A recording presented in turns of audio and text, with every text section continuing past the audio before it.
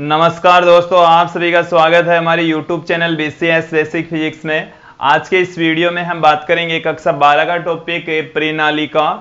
देखिए, इस वीडियो में हम देखेंगे कि प्रणालिका होती क्या है, प्रणालिका की बनावट किस भांति होती है, प्रणालिका का काम क्या है, इसकी अक्ष पर उत्पन्न चुंबकीय क्षेत्र की तीव्रता क्या होती है। इस वीडियो में आप देखेंगे कि प्रणालिका की छड़ चुंबक के साथ में किस प्रकार से समानताएं और किस प्रकार की भिन्नताएं होती है। सर्वप्रथम हम बात करेंगे कि प्रणालिका है क्या। देखिए दोस्तों, प्रणालिका एक खोखला कुचालक चीनी मिट्टी के बने हुए बेलन पर विद्युत रुद्ध तांबे के तार लपेटने पर प्राप्त होने वाली व्यवस्था है। एक बार फिर से सुन लीजिए कि यदि किसी कुचालक और ये जो कुचालक है वो हो सकता है चीनी मिट्टी का हो, मोस्टली है वो चीनी मिट्टी का ही होता है। कुचालक खोखले बेलन पर, कुचालक है, खोखला है, बेलन है, बेलन पर एक समान रूप से विद्युत रुद्ध तांबे के तार लपेट दिए जाए। एक समान रूप से विद्युत रुद्ध तांबे के तार लपेट दिए जाएं तो प्राप्त व्यवस्था प्रणालिका कहलाती है। प्राप्त जो व्यवस्था है उसको हम प्रणालिका कहते हैं, प्रणालिका कहलाती है। दोस्तों देखिए, यहां पर आप देखेंगे कि हमारे पास में ये कोई बेलन है। देखिए, यहां पर कुछ बातों का और भी आप लोगों को ध्यान में रखना है कि जो प्रणालिका है उसकी लंबाई उसकी रेडियस की तुलना में बहुत ज्यादा होती है। लंबाई ज्यादा, रेडियस कम। ये हमारे पास में प्रणालिका की त्रिज्या है इतनी, जबकि लंबाई यहां से लेकर यहां तक है। दोस्तों, ये चीनी मिट्टी का बना हुआ खोखला बेलन है, कुचालक बेलन है। इस पर हम विद्युत रुद्ध तांबे के तार लपेट देंगे। बिल्कुल पास में सटा कर हम इस पर विद्युत रुद्ध तांबे के तार लपेटेंगे। विद्युत रुद्ध का अर्थ यहां पर यह है, इसका मतलब यह है कि ये या तो पॉलिश किए हुए हैं या इनके ऊपर प्लास्टिक का कवर चढ़ा होता है। इसका अर्थ यह है कि एक वायर से दूसरे वायर में करंट फ्लो नहीं होना चाहिए।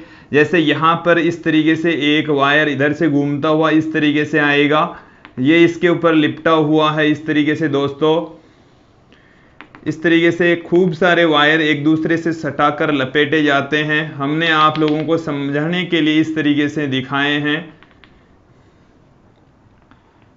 इस तरीके से लपेटे गए हैं। ये जो आप व्यवस्था देख रहे हैं, इस व्यवस्था को हम प्रणालिका कहते हैं। दोस्तों,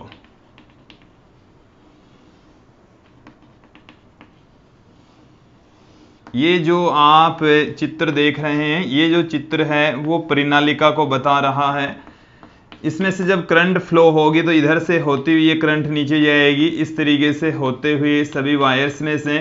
विद्युत रुद्ध का अर्थ एक बार फिर से समझ लेंगे कि यहाँ वाला वायर इस वाले वायर को करंट नहीं दे, ये दोनों एक दूसरे के संपर्क में भी आ जाए तब करंट इनमें से सीधी प्रवाहित नहीं होनी चाहिए, ये इधर से घूमता हुआ ही करंट आना चाहिए। तो ये जो व्यवस्था आप देख रहे हैं दोस्तों, इस व्यवस्था को हम कहते हैं प्रणालिका। कि खोखले कुचालक बेलन पर एक समान रूप से विद्युत रुद्ध तांबे के तार लपेट दें तो जो प्राप्त व्यवस्था है वो प्रणालिका कहलाती है। जो इसकी त्रिज्या है वो काफी छोटी, त्रिज्या बहुत कम और लंबाई ज्यादा होती है। त्रिज्या बहुत कम व लंबाई ज्यादा होती है। लंबाई की तुलना में त्रिज्या बहुत कम रखी जाती है। दोस्तों, अब इसका उपयोग क्या है, ये किस काम में आती है, तो इसके मध्य भाग में जब इसमें से करंट फ्लो होगा तो मध्य भाग में एक समान चुंबकीय क्षेत्र उत्पन्न होगा। तो ये एक समान चुंबकीय क्षेत्र उत्पन्न करने के काम में आती है। एक समान चुंबकीय क्षेत्र उत्पन्न करने के लिए, एक समान चुंबकीय क्षेत्र उत्पन्न करने के लिए इसको हम यूज में लेते हैं, काम में लेते हैं दोस्तों। एक समान चुंबकीय क्षेत्र इसकी सहायता से उत्पन्न किया जाता है दोस्तों। यहां पर हम देखेंगे कि जो परिनालिका है उसमें एक समान चुंबकीय क्षेत्र किस तरीके से उत्पन्न होता है। उसके लिए देखिए दोस्तों, मैं थोड़ा सा बड़ा डायग्राम बना रहा हूं, आप लोगों को थोड़ा बेटर तरीके से समझ में आ सके। इसके लिए हम एक थोड़ा सा बड़ा डायग्राम लेंगे और उस पर कुछ ही तार लेंगे, कुछ तारों को लपेट कर आप लोगों को समझाने का प्रयास करेंगे। ये हमारे पास में परिनालिका है, समझने के लिए हमने इसको थोड़ा सा बड़ा बनाया है दोस्तों। यहां से ये कोई जैसे हमारे पास में वायर है और इस तरीके से ये वायर इधर से इस तरीके से आ रहा है, ये ऐसे जा रहा है। इसको भी थोड़ा सा ऊपर से ले लीजिए, बेटर तरीके से समझने के लिए हमने इसकी व्यवस्था इस तरीके से दिखाई है। ये जो डॉट डॉट वाला हिस्सा है वो बेलन के पीछे से होता हुआ आगे आ रहा है, कंटिन्यूअस आप लोगों को इस तरीके से दिखाई दे रहा है। यहां से करंट जब अंदर की ओर जाएगी तो ये घूमती हुई इस तरीके से आएगी दोस्तों, यह ऐसे बाहर की ओर निकल रही है। ये हमारे पास में परिनालिका है, करंट इस तरीके से जा रहे हैं, इस तरीके से परिनालिका पर वायर्स लिपटे हुए हैं दोस्तों। अब ध्यान देंगे दोस्तों, यहां से जो करंट है वो इधर से इस तरीके से वायर बाहर निकल रहा है, इधर अंदर जा रहा है, फिर बाहर निकल रहा है, फिर अंदर जा रहा है, इस तरीके से ये लिपटे हुए हैं। यहां से करंट निकल रही है बाहर, अंगूठे की दिशा में जब धारा प्रवाहित होती है तो मुड़ी हुई जो अंगुलियां हैं वो चुंबकीय क्षेत्र की दिशा को बताएगी।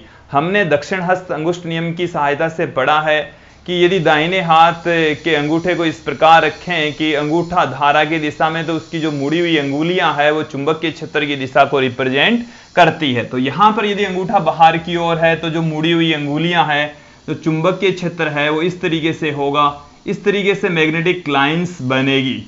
ये बाहर की ओर जब धारा प्रवाहित होती है तब की बातें हैं दोस्तों, ये इस तरीके से क्रिएट होता है। इस वायर के ऊपर भी आप देखेंगे कि जो चुंबकीय क्षेत्र रेखाएं हैं वो इस तरीके से उत्पन्न होगी। यहां पर भी आप चुंबकीय क्षेत्र रेखाओं को इस तरीके से दिखा सकते हैं, क्योंकि इन सभी वायर्स जो कि बाहर की ओर निकल रहे हैं, बोर्ड के तल के लंबवत बाहर की ओर निकल रहे हैं, तो इनमें जो चुंबकीय क्षेत्र रेखा की जो डायरेक्शन है वो इस तरीके से होगी। अब यहां पर आप देखें, ये जो चुंबकीय जो करंट है इधर से होता हुआ अंदर जा रहा है, जब अंदर जाएगा तो अंगूठा अंदर की ओर, मुड़ी हुई अंगुलियां इस तरीके से होगी, और जो धारा है जब अंदर जा रही है तो चुंबकीय क्षेत्र इस वृत्ताकार रूप में मौजूद होगा दोस्तों, इस तरीके से अवस्थित होता है, मौजूद होता है दोस्तों। यहां पर हम इसको इस तरीके से दिखा सकते हैं, इस तरीके से उसको रिप्रेजेंट किया जा सकता है दोस्तों। अब यहां पर आप देखेंगे कि जब चुंबकीय क्षेत्र रेखाएं इस वायर के नजदीकी भाग में होती है तो वृत्ताकार पथ पर मैग्नेटिक फील्ड उत्पन्न होता है, लेकिन जैसे जैसे हम दूरी में चलेंगे या पास वाले वायर के कारण से भी मैग्नेटिक फील्ड क्रिएट हो रही है, इसका चुंबकीय क्षेत्र और इसका चुंबकीय क्षेत्र आपस में अध्यारोपित हो जाएगा, इस वाला भी अध्यारोपित हो जाएगा, और अध्यारोपण के पश्चात जो चुंबकीय क्षेत्र उत्पन्न होगा दोस्तों वो इस तरीके का उत्पन्न होगा। देखिए इस तरीके से उत्पन्न होता है चुंबकीय क्षेत्र, और इस तरीके से हमने एक मैग्नेटिक लाइंस को दिखाया, ये इधर इस तरीके से जा रहा है, मैग्नेटिक लाइंस इस तरीके से दिखा सकते हैं। यहां पर भी हम इस तरीके से दिखा सकते हैं दोस्तों, ये हमने इस तरीके से दिखाया है। अब और जो बाकी की चुंबकीय क्षेत्र रेखाएं हैं उसको हम इस तरीके से रिप्रेजेंट कर सकते हैं, उसमें जो लचीलापन है वो थोड़ा कम हो जाएगा, इस तरीके से ये मैग्नेटिक लाइंस व्यवस्थित होगी दोस्तों। ये मैंने एक तरफ वाला हिस्सा है उसमें मैग्नेटिक लाइंस दिखाया। मैग्नेटिक जो लाइंस होती है वो बंद वक्र के रूप में होती है दोस्तों। ये जो मैग्नेटिक लाइंस है वो इस तरीके से मौजूद होगी।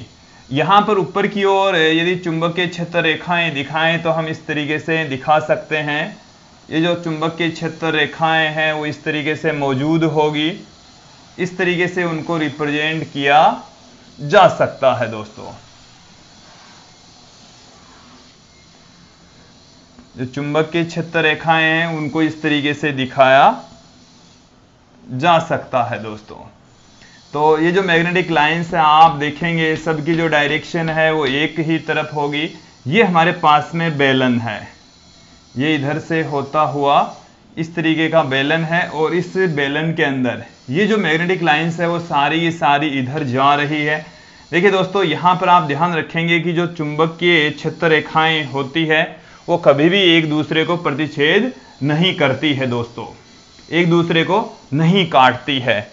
तो जो मैग्नेटिक लाइंस क्रिएट होती है किसी भी परिनालिका के अंदर वो इस तरीके से उत्पन्न होती है। यहाँ पर भी इस तरीके से दिखा सकते हैं। हम परिनालिका तथा जो छड़ चुंबक है उसकी दोनों की आपस में तुलना भी करेंगे। यहाँ पर मैं कुछ तुलना की बातें यहाँ पर आप लोगों को बता देता हूँ कि इस परिनालिका के भाग पर इस सिरे पर चुंबकीय क्षेत्र रेखाएं अंदर प्रवेश कर रही है। ये छड़ चुंबक के दक्षिणी ध्रुव की भांति काम कर रहा है, दक्षिणी ध्रुव की भांति काम कर रहा है। यहां से चुंबकीय क्षेत्र रेखाएं बाहर निकल रही है, ये चुंबकीय उत्तरी ध्रुव की भांति कार्य करता है। देखिए दोस्तों यदि हम छड़ चुंबक तथा परिनालिका की आपस में तुलना करें तो जो समानताएं होती हैं वो भी आप सुन लीजिए कि यदि हम इस परिनालिका को धागे से बांधकर स्वतंत्रता पूर्वक लटका दें तो वो सदैव उत्तर दक्षिण दिशा में आकर ठहर जाएगी। छड़ चुंबक भी उत्तर दक्षिण दिशा में आकर ठहरती है और परिनालिका भी उत्तर दक्षिण दिशा में आकर ठहर जाती है दोस्तों। यदि हम परिनालिका के जैसे ये हमारे पास में परिनालिका का उत्तरी ध्रुव एक दूसरी परिनालिका लें, उत्तरी ध्रुव को पास में ले जाएंगे तो प्रतिकर्षण बल लगेगा और दक्षिणी ध्रुव यदि पास में ले जाएंगे तो आकर्षण बल लगेगा। इसका मतलब है कि चुंबक के समान ध्रुवों के मध्य प्रतिकर्षण तथा असमान ध्रुवों के मध्य आकर्षण बल पाया जाता है दोस्तों।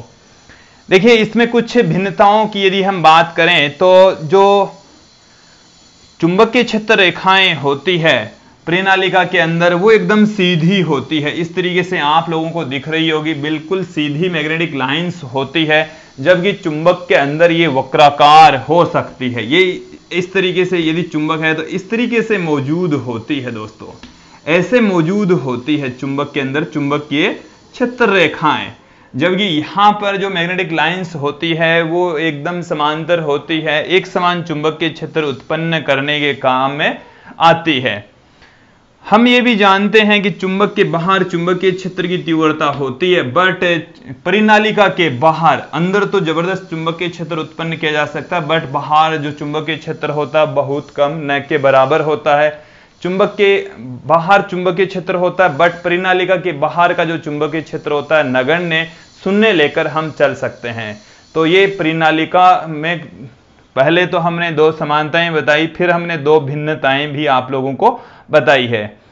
तो इनकी समानता और भिन्नता आप लोगों को समझ में आ गई होगी। इसके बाद में हम बात करेंगे कि परिनालिका की जो अक्ष होती है, मध्य भाग जो होता है उसमें कितना चुंबकीय क्षेत्र उत्पन्न होता है। इसके लिए देखिए दोस्तों अब हम परिनालिका की अक्ष पर चुंबकीय क्षेत्र की तीव्रता ज्ञात करेंगे।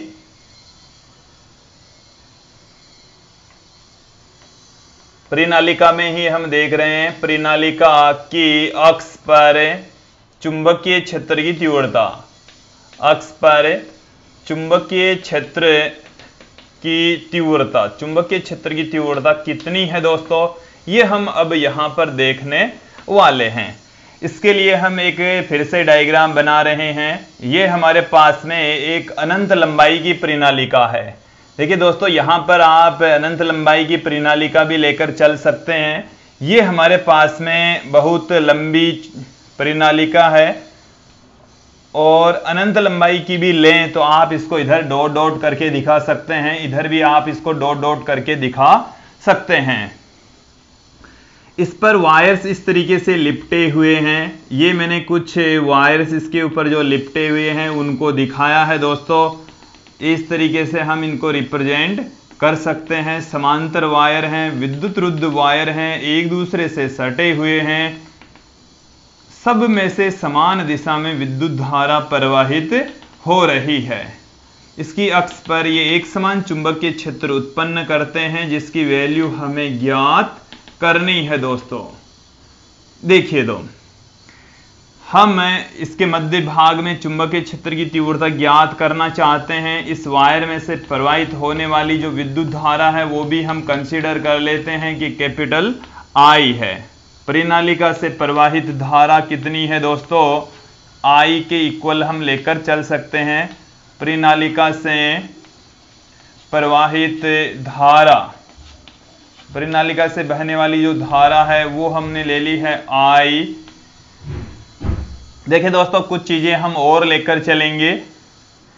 परिनालिका की प्रति एकांक लंबाई में उपस्थित फेरों की संख्या, परिनालिका की प्रति एकांक लंबाई, प्रति एकांक लंबाई में फेरों की संख्या, प्रति एकांक लंबाई में फेरों की संख्या, और वो हम ले लेते हैं स्मॉल एन के इक्वल, स्मॉल एन के बराबर। अब यहां पर चुंबकीय क्षेत्र की तीव्रता ज्ञात करनी है, तो हम एक बंद वक्र का निर्माण कर लेते हैं। ए बी सी और ये डी, एक हमने बंद वक्र का निर्माण कर लिया है दोस्तों। ये जो ए बी सी डी बंद वक्र है, इस पर ये हमने एम्पियर के बंद वक्र की परिकल्पना की है। इस पर एम्पियर का नियम हम लागू करेंगे। तो एम्पियर का नियम जब हम लागू करेंगे तो इस जो हमने बंद वक्र लिया है इसकी लंबाई हम कंसीडर कर लेते हैं स्मॉल एल है, और बंद वक्र में से गुजरने वाले जो फेरों की संख्या है, जो वायर्स हैं, देखिए दोस्तों इस तरीके से वायर्स लिपटे हुए हैं और इधर से इस तरीके से ये हमारे पास में बंद वक्र है। तो ये वायर घूमता हुआ बाहर निकलेगा, फिर दूसरा वायर बाहर निकलेगा, फिर अगला वायर बाहर निकलेगा। तो ये जो बंद वक्र है यहां से लेकर यहां तक, देखिए यहां पर आप देख रहे हैं 1 2 3 4 वायर आपको दिख रहे हैं कि इसमें से बाहर निकल रहे हैं। हम ये कंसीडर कर लेते हैं कि जो एम्पियर का बंद वक्र है, बंद पथ है, उसमें से कैपिटल एन वायर्स बाहर निकल रहे हैं। कैपिटल एन जो चालक तार हैं उनमें से विद्युत धारा बाहर आ रही है, कैपिटल एन चालक तार गुजर रहे हैं। तो एम्पियर के बंद वक्र की लंबाई, एम्पियर के बंद वक्र की लंबाई, बंद वक्र की लंबाई हमने ली है यहां पर स्मॉल एल। एम्पियर के बंद वक्र में फेरों की संख्या, एम्पियर के बंद वक्र में फेरों की संख्या, फेरों की संख्या कितनी हो जाएगी उसको हमने लिखा है कैपिटल एन से। तो यहां पर प्रति एकांक लंबाई में जो फेरों की संख्या स्मॉल एन बराबर कैपिटल एन कुल फेरे बट्टे में कुल लंबाई। तो ये तो आ गए फेरों की संख्या, फेरों की संख्या बट्टे में आ जाएगा हमारे पास में लंबाई, एल लंबाई में कैपिटल एन फेरे हैं दोस्तों। तो यहां पर कैपिटल एन बराबर स्मॉल एन इंटू एल लिखा जा सकता है। ये हमें आगे यूज में लेना है। अब हम अप्लाई करेंगे एम्पियर का नियम। एम्पियर के नियम से, एम्पियर का नियम क्या कहता है दोस्तों? चुंबकीय क्षेत्र का बंद रेखा समाकलन बराबर होता है बंद वक्र में से गुजरने वाली कुल धाराओं का μ0 गुणा होता है। अब यहां पर हमारे पास में जो बंद वक्र है ए बी सी डी, ये हमारे पास में क्लोज लूप हो गया। इस क्लोज लूप को हम 4 टुकड़ों में तोड़ देंगे दोस्तों, ए से बी तक, बी से सी तक, सी से डी तक और डी से ए तक। और इन चारों में से गुजरने वाली कुल धारा का मान भी यहां पर अब देखेंगे। देखिए पहले तो मैं इन 4 टुकड़ों में लिख देता हूं ए से बी तक। देखो ये यहां पर हमने बंद समाकलन का साइन लगाया, ये बीच में आपको 0 जो दिख रहा है बंद समाकलन को रिप्रेजेंट करता है। बट अब यहां पर बंद समाकलन नहीं रह गया है, क्योंकि ए से लेकर बी तक समाकलन करें, बी से सी तक करें, सी से डी तक करें, डी से ए तक कर रहे हैं। तो यहां पर देखिए ए से बी तक B vector dot dl vector plus B से लेकर सी तक B vector dot dl vector plus C से लेकर डी तक B vector dot dl vector plus D से लेकर ए तक B vector dot dl vector बराबर mu zero summation i, mu zero summation i. यहां पर बंद वक्र में से, एम्पियर के बंद वक्र में से कैपिटल एन धारा, कैपिटल एन वायर गुजर रहे हैं और प्रत्येक वायर में से आई धारा बह रही है। तो इस बंद वक्र में से एन वायर आ रहे हैं, प्रत्येक में से आई धारा बह रही है, तो एन इंटू आई धारा बहेगी। तो एम्पियर के बंद वक्र से प्रवाहित कुल धारा, एम्पियर के बंद वक्र से प्रवाहित कुल धारा, और जो कुल धारा है दोस्तों उसको हम लिख रहे हैं समेशन आई से। ये जो समेशन आई है दोस्तों वो है एन इंटू आई, और ये जो एन है वो है एन इंटू एल, तो एन इंटू एल इंटू आई यहां पर हम पुट कर देंगे। अब यहां पर आप देखेंगे दोस्तों ये जो मैग्नेटिक लाइंस है वो इधर इस तरीके से मौजूद है, अंगूठे की दिशा में धारा प्रवाहित हो रही है, तो मेरे जो अंगुलियां हैं उस दिशा में चुंबकीय क्षेत्र उत्पन्न होगा। इसके अंदर चुंबकीय क्षेत्र की डायरेक्शन ये होगी, इधर चुंबकीय क्षेत्र उत्पन्न हो रहा है। तो हम अल्पांश की लंबाई लेंगे तो वो ए से बी की ओर, चुंबकीय क्षेत्र है वो भी ए से बी की ओर। तो इस में बी और डीएल के बीच का जो एंगल है वो 0 हो जाएगा। डॉट हटाते जाएंगे, cos थीटा लगाएंगे, थीटा की वैल्यू पुट करते चले जाएंगे। सबसे पहले तो ए से बी पर, ए से बी तक बी डीएल cos 0, बी हमने एजीडी रखा, डीएल एजीडी रखा, cos 0, दोनों के बीच का जो एंगल है वो 0 है दोस्तों। ए से बी पर, ए से बी पर डीएल भी इधर है और बी भी इधर है, दोनों एक ही दिशा में, तो दोनों के बीच का कोण हमने 0 पुट कर दिया है। फिर बी से सी पर, बी से सी पर जो चुंबकीय क्षेत्र है वो तो इधर ही रहना है, बट जो अल्पांश है वो इधर हो गया, तो इन दोनों के बीच का जो एंगल है बी और अल्पांश के बीच का वो 90 डिग्री हो जाएगा। तो बी डीएल cos 90 आ जाएगा हमारे पास में, प्लस सी से लेकर डी तक बी डीएल। देखिए दोस्तों सी से लेकर डी तक हम प्रणालिका के बाहर बंद वक्र के हिस्से की बात करें, और प्रणालिका के बाहर चुंबकीय क्षेत्र की तीव्रता होती है 0।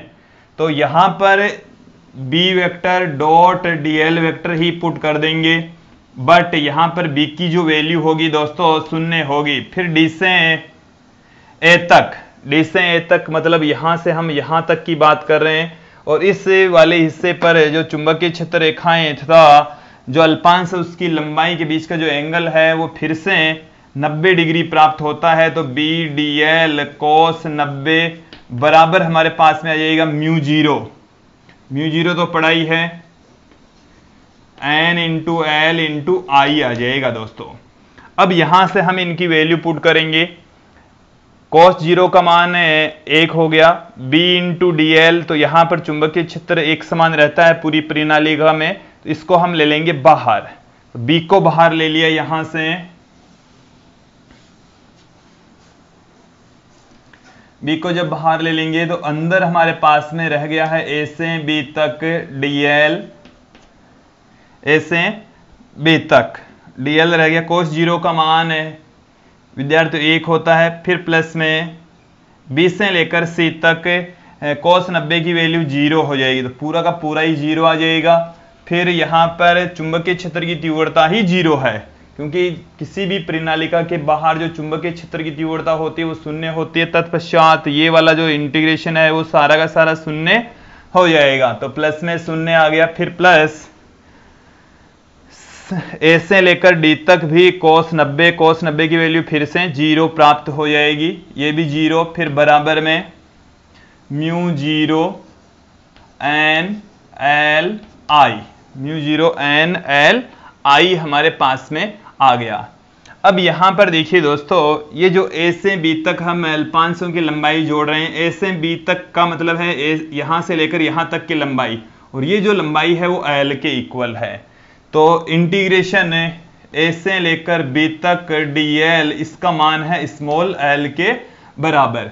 तो ये b पढ़ाई है, इसकी वैल्यू आ गई है l। इंटीग्रेशन dl, देखो इसका इंटीग्रेशन a से b तक जो अल्पांश उसकी लंबाई हमारे पास में l है, तो b इंटू l पुट कर दिया बराबर 0 प्लस 0 प्लस 0 तो 0 ही रहना है, बराबर में हमारे पास में mu 0 n l i, l से l कट जाएगा, b बराबर हमारे पास में निकल कर आएगा म्यू 0 n i। ये हमारे पास में किसी भी प्रणालिका की अक्ष पर उत्पन्न चुंबकीय क्षेत्र की तीव्रता का व्यंजक आ गया है दोस्तों, b बराबर म्यू 0 n i। आप इस n की वैल्यू कैपिटल N अपॉन में l भी पुट कर सकते हैं, तो b बराबर हमारे पास में फॉर्मूला आ जाएगा mu 0 capital N i upon में l। ये फॉर्मूला भी यूज में आता है दोस्तों। तो ये है हमारे पास में सूत्र आ गए हैं किसी भी प्रणालिका के अक्ष पर उत्पन्न चुंबकीय क्षेत्र की तीव्रता के व्यंजक। अब यदि हम यहां पर बात करें दोस्तों कि यदि ये जो चुंबकीय क्षेत्र है उत्पन्न हो रहा है कुंडली के जो प्रणालिका है उसके मध्य भाग में, तो वहां पर यदि कोई माध्यम रख दिया जाए, तो माध्यम रख देंगे तो चुंबकीय क्षेत्र की तीव्रता की वैल्यू क्या हो जाएगी। उसके लिए देखिए दोस्तों, माध्यम में का मतलब है प्रणालिका में जब माध्यम भरा हो, प्रणालिका में जब माध्यम भरा हो, माध्यम उपस्थित हो, तो क्या होगा। तो देखिए दोस्तों, उस कंडीशन में जो चुंबकीय क्षेत्र की तीव्रता उसको bm से म्यू n i आ जाएगा, जहां जो म्यू है वो माध्यम की चुंबकशीलता है। माध्यम की चुंबकशीलता हम कह सकते हैं, माध्यम की चुंबकशीलता कहा जाता है दोस्तों। यहां पर आप देखेंगे कि जो म्यू होता है वो होता है mu 0 into mu R, mu 0 into mu R. ये जो म्यू 0 है वो निर्वात की चुंबकशीलता, और ये जो म्यू आर है इसको हम कहते हैं आपेक्षिक चुंबकशीलता। आपेक्षिक चुंबकशीलता कहा जाएगा, आपेक्षिक चुंबकशीलता इसको कहा जाता है, कहते हैं दोस्तों। तो यहां से हमारे पास में bm बराबर हमारे पास में आ गया formula mu 0 mu R n i। इसे हम इस तरीके से भी पुट कर सकते हैं, mu 0 mu are capital N i upon में l। इस तरीके से भी, इन दोनों तरीके से इस फॉर्मूले को लिखा जा सकता है दोस्तों। और मुझे उम्मीद है कि ये वीडियो आपको अच्छे से समझ में आया होगा। इस वीडियो में हमने टोटल संपूर्ण जो जानकारी ली है प्रणालिका से संबंधित। धन्यवाद दोस्तों।